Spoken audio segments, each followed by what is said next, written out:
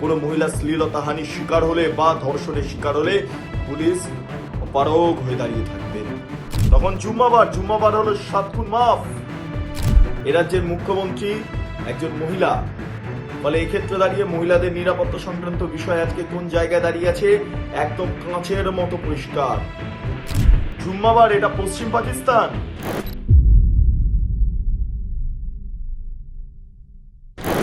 নমস্কার, আপনারা দেখছেন বেঙ্গল লিবার্টি, আমি বিট্টু রায়চৌধুরী।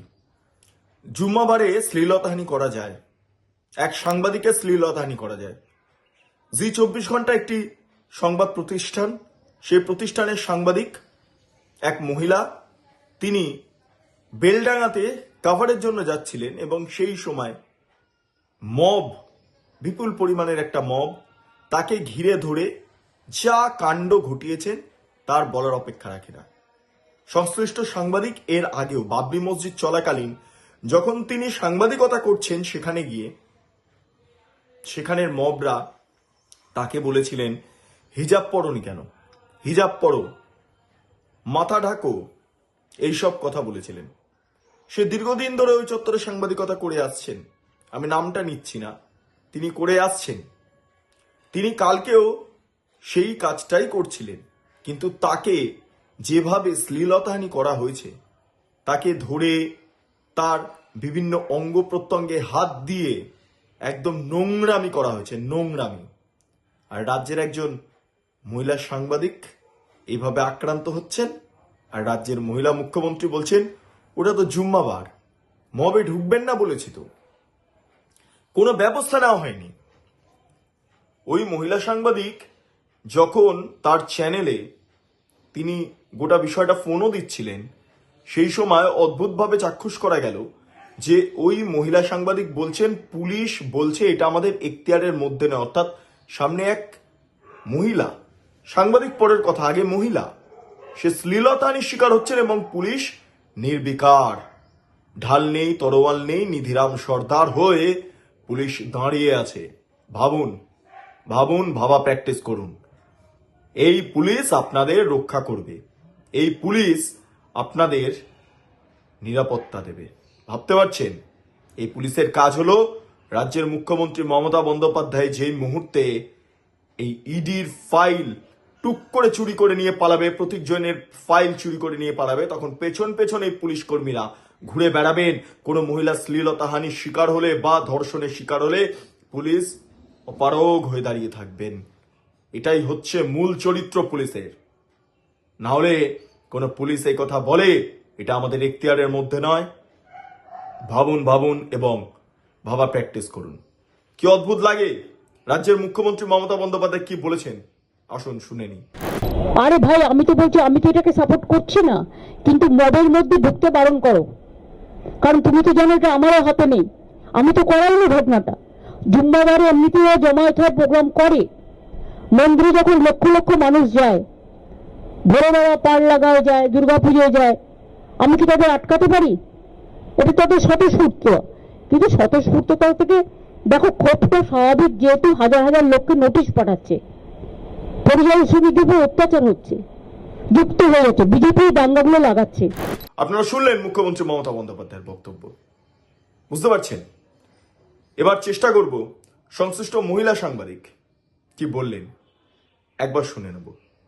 চুলের মুঠি ধরে চুলকে পাকিয়ে পাকিয়ে মেরেছে, মানে একদম টান দিয়ে রেখেছে, মানে আমাকে যেতে দেবে না। সারা বডিতে ঘুষি মেরেছে, লাথি মেরেছে যথেচ্ছভাবে। পরে তো প্রচন্ড পেন হচ্ছে। সব থেকে বেশি কষ্ট পাচ্ছি মাথা, মনে হচ্ছে মাথার মধ্যে কিছু একটা হয়েছে, মানে মাথা অসহ্য যন্ত্রণা হচ্ছে। আমরা ওই মহিলা সাংবাদিকের ফোনও শুনলাম। আমরা তার পাশাপাশি ওই মহিলা সাংবাদিকের ছবি একটু ব্লার করে দেখাচ্ছি, কারণ যেহেতু তিনি শ্লীলতাহানির শিকার হয়েছেন, সেই ক্ষেত্রে দাঁড়িয়ে তার ছবি ওরমভাবে প্রকাশ্যে আনা উচিত নয়। এটা আইনের ক্ষেত্রে সমস্যা হতে পারে, কিন্তু এর প্রতিবাদে গর্জে ওঠা উচিত। দিকে দিকে সাংবাদিকরা নিগ্রহ হচ্ছে। কি সাংবাদিকরা কি মন্দিরের ঘন্টা জিসে বাজিয়ে যাবেন? লাগাতার এই ধরনের ঘটনা ঘটবে, জেলে পুরে নিয়ে যাবেন, শ্লীলতাহানি করবেন, মারধর করবেন, খুন করবেন, বড় বড় ইউপি বিহারের প্রসঙ্গ তুলে ধরেন, গৌরী লঙ্কেশের প্রসঙ্গ তুলে ধরেন। আর এ রাজ্যে কি হচ্ছে? এগুলো তখন জুম্মাবার হলো 7 গুণ মাফ। জুম্মাবার এটা পশ্চিম পাকিস্তান, পূর্ব পাকিস্তান না পশ্চিম বাংলাদেশ যে জুম্মাবারকে ইম্পর্টেন্স এত, জুম্মাবারে যা ইচ্ছা তাই হতে পারে? হ্যাঁ, কি হচ্ছে কি? কথায় কথায় মহাকাল মন্দির, জগন্নাথ কালচারাল সেন্টার, দুর্গাঙ্গন এই সমস্ত করে হিন্দুদের আকৃষ্ট করার চেষ্টা করা হচ্ছে, আর নেপথ্যে এভাবে ইসলামিক তোষণ করে একটা ইসলামিক স্টেটে রূপান্তরিত করা হচ্ছে পশ্চিমবঙ্গকে। নাহলে জুম্মাবারে এই ধরনের ঘটনা ঘটতে পারে? সমর্থন করি না, কিন্তু প্রতিবাদটা কোথায়? প্রতিবাদটা নিজে থেকে আসেনি কেন? সাংবাদিক প্রশ্ন করার পর কি করে প্রতিবাদটা এলো? সাংবাদিক প্রশ্ন করেছেন মমতা বন্দ্যোপাধ্যায়কে, তারপর মমতা বন্দ্যোপাধ্যায় সংশ্লিষ্ট প্রসঙ্গটা উত্থাপন করেন, তুলে ধরেন। তাহলে নিজে থেকে মনে হলো না একবারও যে এই ঘটনার তীব্র নিন্দা জানাচ্ছি, যারা এর সঙ্গে জড়িত তাদেরকে শাস্তি দিতে হবে, পুলিশকে বলবো অবিলম্বে ব্যবস্থা নিতে? এই শব্দগুলো ব্যবহার করা যায়নি? রাজ্যের মুখ্যমন্ত্রী, রাজ্যের পুলিশ মন্ত্রী, রাজ্যের স্বরাষ্ট্রমন্ত্রী, তার হাতে সমস্ত ক্ষমতা রয়েছে, তিনি পারলেন না এগুলো করতে? এই পৃথিবীতে যেখানে ভিড়, যেখানে সন্তান, যেখানে অন্যায়, যেখানে অত্যাচার, খবর নিতে যায় তারা পার্টি করতে যায় না, খবর নিতে যায়। সে খবর নেওয়ার অধিকারকে সুরক্ষিত করবার ব্যবস্থা সংবিধান দিয়েছে। আগামী দিনে তাহলে এই বাংলায় তৃণমূল সরকারের বিরুদ্ধে কেউ কোথাও কোনো টিভি, কোনো চ্যানেল, কোনো মানুষের বক্তব্য নিতে গেলে তাহলে তার উপর তো এই হামলাই হবে।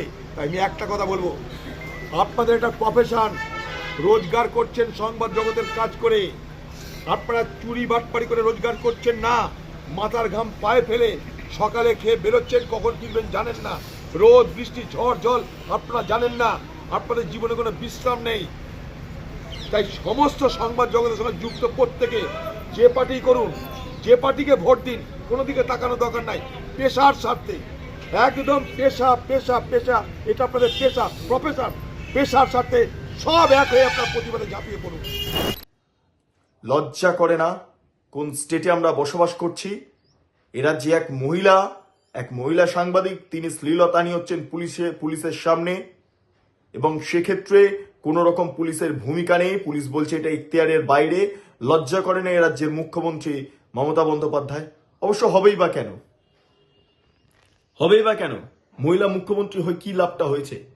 আরজিকর ঘটেছে, কামদুনি ঘটেছে, পার্ক স্ট্রিট ঘটেছে, তামান্না ছোট্ট মেয়ে কিভাবে মারা গেল আমরা দেখলাম। কোন কোন জায়গায় কি কি ঘটনা ঘটেছে সবাই আমরা জানি। ভাবতে পারছেন? কি আর এক্সপেক্ট করব? আর এক্সপেক্ট করার কি জায়গা রয়েছে? এ রাজ্যের মুখ্যমন্ত্রী একজন মহিলা, ফলে এক্ষেত্রে দাঁড়িয়ে মহিলাদের নিরাপত্তা সংক্রান্ত বিষয় আজকে কোন জায়গায় দাঁড়িয়ে আছে একদম কাঁচের মতো পরিষ্কার। অদ্ভুত লাগছে, অবাক লাগছে। যাই হোক, এই অবাক আপনারা হচ্ছেন কিনা আমার জানা নেই, কিন্তু যেটা ঘটেছে দুর্ভাগ্যজনক। যাই হোক, আপনাদের কি মতামত আপনারা কমেন্ট সেকশনে জানান। আমি জানি না যে এই ঘটনাকে কিভাবে বর্ণনা করা যায়। এক মহিলা সাংবাদিক, তার বাড়ির লোক লাইভে দেখছেন যে তার মেয়েকে শ্লীলতাহানি করা হচ্ছে, লাইভে দেখছেন। ভাবতে পারছেন কতটা দুর্ভাগ্যজনক একটা ঘটনা? তার বাড়ির লোক কাঁদছেন, হাউ হাউ করে কাঁদছেন, আমার মেয়ে শেষ হয়ে গেল, পায়ে ব্যান্ডেজ আমি দেখছিলাম। ছি, জুম্মাবার, কিছু বলার নেই। এরকম সিচুয়েশনে মানুষ পড়লে কি হয় তা আমরা ভালো করে জানি। আপনারা অনেকেই চাক্ষুষ করতে পারবেন। আমি নিজেও যখন সাংবাদিকতায় একদম ফিল্ডে যখন জেলায় যেতাম, বিভিন্ন জায়গাতে যখন আক্রান্ত হতাম বা হয়েছি, আমার টেলিভিশনে বাবা মা সেই ঘটনাগুলো দেখতো আর কাঁদতো, ফোন করতো ঠিক আছিস কিনা। বাবা মারা বুঝতে পারেন এটা যা হয়েছে সেটা গ্রহণযোগ্য নয়, গ্রহণযোগ্য নয়। সেটা মহিলা সাংবাদিকই হোক, সাধারণ মহিলা হোক, সাধারণ পুরুষ হোক, যেই হোক না কেন, বা রাজ্যের যে কোনো নাগরিক হোক, এটা গ্রহণযোগ্য নয়। পুলিশের সামনে দাঁড়িয়ে এভাবে শ্লীলতাহানির শিকার হওয়ার ঘটনা গ্রহণযোগ্য নয়, গ্রহণযোগ্য নয়। পুলিশের এটা বলা যে এটা আমাদের ইখতিয়ারের মধ্যে নয়, ছি ছি ছাড়া আর কোনো শব্দ বেরোচ্ছে না। যাই হোক, আপনাদের কি মতামত সেটা আপনারা অবশ্যই কমেন্ট সেকশনে জানান। আপনারা এতক্ষণ ধরে দেখছিলেন বেঙ্গল লিবার্টি। চ্যানেলটি ভালো লাগলে অবশ্যই লাইক করুন, সাবস্ক্রাইব করুন, শেয়ার করুন, বেল আইকন ক্লিক করুন। www.bengalliberty.com সেখানে ক্লিক করুন। সমস্ত খবর আপনাদের জন্য সাজানো রয়েছে। স্বাধীন, কাঁচিন এবং গেরিলা সাংবাদিকতার পাশে দাঁড়ান। অসংখ্য ধন্যবাদ।